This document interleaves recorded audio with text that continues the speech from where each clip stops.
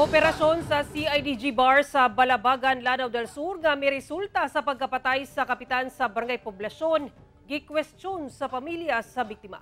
Gibarugan karon sa pamilya ni Balabagan Poblasyon Barangay Chairman Billy Jack Ogka nga walay shootout nga nahitabo sa operasyon nga gilusad sa mga operatiba sa CIDG Bar sa Balabagan, Lanao del Sur niadtong Sabado. Sumala ni Balabagan Mayor Edna Ogka nga rub out matud pa ang nahitabo. Gimakaksab sa opisyal nga nalambigit ang kapitan sa gun running activity sa ilang lugar.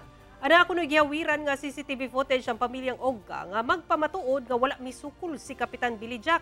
Mupasa kamatud pa og kaso si Balabagan Mayor Edna Ogka batok sa mga personahe sa CIDG Bar nga mahimo sa operasyon. Kay nung duman nga usa ka gun bypass operation ang gikasa sa CIDG Bar kung asa misukol matud pa ang opisyal. Nakuha sa otoridad sulod sa sakayanahan sa kapitan ang unom ka mga armas. Lakip dinhi ang M14 rifle, M16 rifle, M4 rifle, usa ka baby Armalite ug duha ka .45 nga pistola ug mga buhing bala. Nakaikyas kuno ang laing upat ka mga kaubanan sa maong kapitan.